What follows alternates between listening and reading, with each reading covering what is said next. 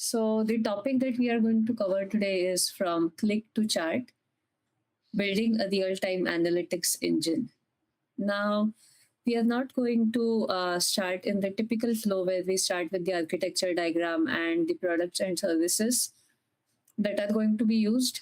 Instead, what I want us to think about is how a very trivial action, for example, just a like that the user does, transforms into something that gives a lot of insights into and forms one of the KPIs on a dashboard, which is real time. So, a simple action that we think on our mobile device, that we view an article, let's say, for example, or read a post, and we just hit the like button. Now, behind the scenes, this simple action that we take, it might it will definitely contribute into suggesting recommendations. It will also contribute into a lot of KPIs that the management is looking into. So, in this session, the goal is mainly to understand what happens behind the scenes and what it takes to actually transform a simple user click into delivering a KPI on a real time dashboard.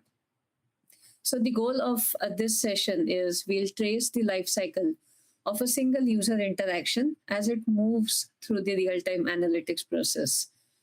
For the purpose of this session, all the services that we will be discussing are Google Cloud Platform services. The goal of this session is also to make everyone understand how the real time analytics pipeline actually work and how are they different from batch. Also, how does Apache Beam and managed data flow actually help us to make this a pattern scalable in the real world? And the reason for doing all these activities in this session is the core idea is because the enterprises are changing and modern enterprises demand insights into details in seconds and not hours. That's the reason the real time pipeline actually plays a very crucial role. So we'll move from the different sections that we'll be covering in this session are event ingestion, stream processing, analytics, visualization, and all this happening in real time. Okay, so let's zoom in to the user action. Now, the trigger here is user taps a like on a mobile app. Now, behind the scenes, from business perspective, it raises immediate expectations, right? The teams want live engagement metrics, right? So this one click contributes into real-time monitoring dashboards. Leadership wants dashboard that reflect the action that happened just now, right? Not few hours back or not yesterday. Now, in order to actually make this happen, what are the real world challenges that we face? The first one is mobile traffic is bursty.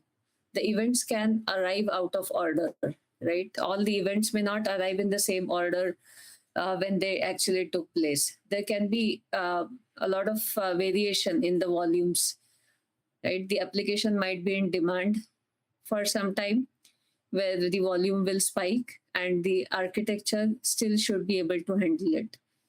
And in spite of all these challenges, what we want to achieve is that the dashboard should always stay accurate and it should not block the user experience.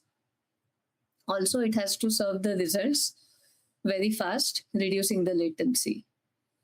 So, if we look at all these, we can actually frame a requirement to solve this challenge, right? And what we are looking for is to build a streaming architecture pipeline which is secure, which is scalable, and it has low latency.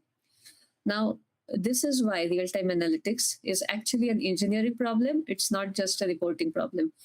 It's about how all this is achieved behind the scenes. The engineering around this is the key part. Now, let's look at what is a sustainable architecture that can actually help us achieve this. So, with respect to GCP, the current architecture has four components. The first part is the event ingestion. So, we use Cloud PubSub for ingestion and decoupling between the publisher and subscriber, and we'll deep dive into this in a minute. The second component is Cloud Data Flow, which is the managed Apache Beam. This will act as the brain or the stream processing engine. For analytical storage, we'll use BigQuery, and for real-time visualization, we'll be using Looker Studio. Now, let's focus on the ingestion layer. So the click that the user does, right, is captured on a PubSub topic. Now, the PubSub topic is not notifying the downstream systems that an event, that so and so action has occurred. What it does is it will actually generate an event, a very lightweight event, which will capture the details, event payload. What it has is the event ID, which will be a unique ID for the event type, which in this case is a like button that the user has clicked on, a user ID, a content ID, the post which it tags to, and then the timestamp. Timestamp is the time when the user actually took the action. Now, the reason for using PubSub in short here is to decouple the publisher and the subscriber, right? It is possible that the publisher server might, go down. It might come back again and start streaming messages. We do not want the downstream to get affected because of this. So that's the reason what we are using is a messaging service that is globally scalable and fully managed. And this is able to scale and also handle high throughput events and handle variations in volume as well. Now, the next layer we'll move on to is the processing layer. So this is technically the heart of the entire process. This is where most of the logic actually comes into a picture. So now for processing layer, we'll be using Apache Beam, which is the managed data flow service on Google Cloud Platform. So the reason for using Apache Beam here is that it provides us with a unified model for stream processing as well as batch processing. It can auto scale, and it can depending on the spikes or changes in volume, it will just under the hood increase the number of worker nodes within the data flow pipeline, and we do not have to take care of the infrastructure. So if there is a spike in volume, data flow is going to do the auto scaling. After the job is completed, it is going to take care of also managing the infrastructure. Now let's also look at the semantics of a typical streaming data, which makes it actually a little bit challenging compared to batch processing. So the key characteristics of streaming data are that it is unbounded and unordered, which means events may not enter the pipeline in a particular order. We might get late events as well.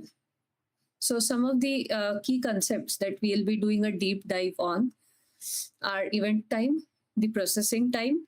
So event time is when the event actually happened, and processing time is the time when the event reached, let's say in this case, data flow, and it is being processed. Now, the key challenge with streaming data is that it is unbounded. So in order to process the data in chunks, what we do is the concept called windowing, which is an Apache Beam concept. Now, in windowing, we actually batch the data in finite ranges. So for the sake of example, let's say we are windowing, we are creating fixed windows of 60-second duration. So the entire streaming data that flows on based on the event timestamp, it will be broken down into buckets of 60 minutes. And then aggregations will happen for each window, and we'll deep dive into that. The other key concept that we should also know in order to build real-time pipelines is watermarks and triggers. So watermarks is an understanding of when we think that all the events in that window have arrived and we can close the window. And trigger is a mechanism which will actually emit the outputs. Now, the key challenge in all these applying all these concepts is how to manage late arriving data, right? So if there are publishers, let's say, they went down, the server went down, and they have events as soon as the server is up, they publish those events. Now the event is a late event because it has passed the end of our window that we created. So how do we actually manage the late arriving data, right? So it is very important to strike a balance between accuracy of the data in a window, how to manage the latency, and also not spike up the cost. So to explain these features in more detail, I would like to use an analogy of, let's say, a teacher who is grading all the assignments. Now, in this analogy, uh, what is a stream? In this case, all the students who are submitting assignments continuously is a streaming data set. And the teacher is going to window all the assignments that she gets into small buckets. So, for the ease of understanding, let's say there was a math assignment assigned for Tuesday, and there was a science assignment which was due on Wednesday. Now, the students are going to continuously submit assignments, and the teacher's email is actually the PubSub topic where all the events or the assignments will pile up. In order to ease the grading process, let's say the teacher decides that she will window it into assignments that were due Tuesday and assignments that were due on Wednesday. Okay, so which aligns with our fixed windowing, right? Now, let's say it is Thursday, and she started reviewing the assignments that were submitted by all the students, which were due on Tuesday and Wednesday. She takes a look at the bucket, and she finds out that out of 30, 28 assignments have been submitted. Does that mean the data is complete? No, two more assignments are remaining. However, she cannot keep on waiting for the two assignments to be submitted. So she has to make a heuristic guess as to, are all the assignments submitted? So let's say she assumes that there are two kids who usually submit them late, and out of 30, 28 have submitted, which we can call out. I mean, the teacher can take a decision that this is actually the watermark, and she decides to close the window. Once she decides that all the events have actually been captured in the window, it actually sets a trigger, right? So in this case, a trigger would be completing the grading and calculating the average for that entire window of all the assignments that were due on Tuesday, right? So this is the trigger. Now let's say, how do we handle the late arriving data? So the two students who have not really submitted their assignment, let's assume that they submit the assignments after 3 days. Now, if the teacher allows late arriving data or late submission for 3 days, in that case, what would happen is the assignments that were submitted within the 3 day late allowed period will be considered in the window, and there will be another trigger to handle the late data. The average grade will be computed for the entire class, and then it will be updated. So basically, as part of this analogy, what we achieve is we have understood the concept of how windowing happens. What is a watermark? Like the notion of when most of the data has actually arrived. Trigger is when the average calculation starts, or the grading starts in this case. And then late arriving data is how much time should we wait for late data to arrive. And any data that is arrived after the allowed lateness is going to be discarded. Now, the challenge is, how do we balance all this, right? That is where we need to make a right choice between the windowing frequency, the triggers, the triggering mechanism, and the window to allow late data. So now with this, let's look at an example. So this is the typical pipeline example where we start by reading the data from PubSub. We pass the JSON. we window it, aggregate it, and then write into BQ. So if we try to relate it to the same analogy that we just discussed, read from pops up is the teacher actually looking at her inbox where all the messages or the assignments have arrived. Beam.map is where we are parsing the messages, which means the teacher actually checks, opens the assignments and checks if she is actually able to go through the content. Next is the windowing, fixed window of 60 seconds. So if we tie it back, the teacher actually broke down all the assignment submissions into fixed windows of all the assignments that were due Tuesday and all the assignments that were due Wednesday. And then trigger after watermark. So this after watermark actually gives us control on when the trigger should happen. So this gives us control on whether we want to close the window earlier or we want to allow late events and close the window after the late events are also accounted, right? So this customization gives us a handle on the trigger. So in this case, allowed lateness is 300 seconds. So if we again tie it back to the example, the assignments, late assignments had a room of 3 days, but any assignments that arrived after that will be discarded and deleted. And then beam.combine per key. This relates to the grading that happens for each window, and a grade is and average grade is calculated for the entire window. And then finally, write to BigQuery is where we actually output the data or the aggregated results, which will be further downstream used for analytics. So now the next step here is we'll use BigQuery to enable the real-time analytical queries. We'll use Looker to deliver the operational dashboards.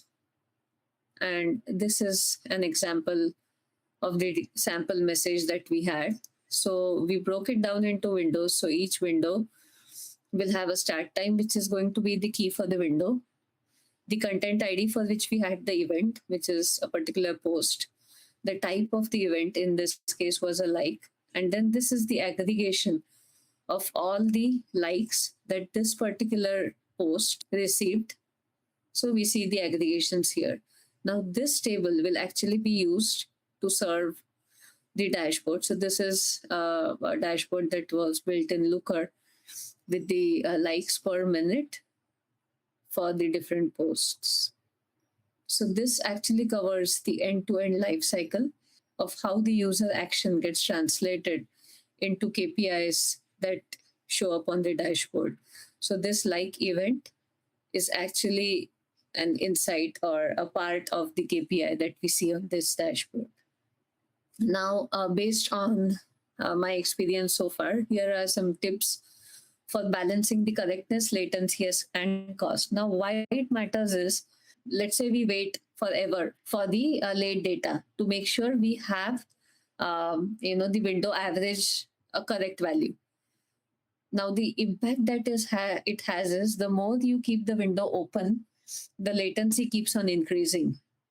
And if you do not allow late events, the correctness is compromised because there are valid late events that do occur, out of order, but they need to be accounted for in order to make sure that the results are actually correct. So that's the reason correctness, latency, and then cost has to be thoughtfully planned, and accordingly the parameters need to be set. So the first tip is embrace ELT over streaming ETL, which means that land the events as is into the bronze table, and that the transformation can actually happen later. This will help reduce the compute costs instead of doing all the transformations within the pipeline.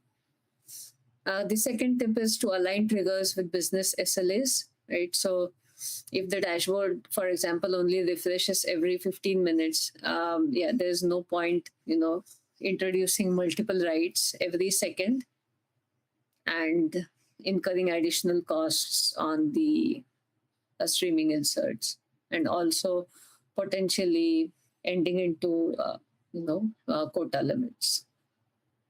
The next is cap the allowed lateness. So it is a good practice to keep the worker memory lean and have a strict cap on the allowed lateness. And any events that occur after the window has closed should actually route into a cheaper storage, which is cloud storage, for example.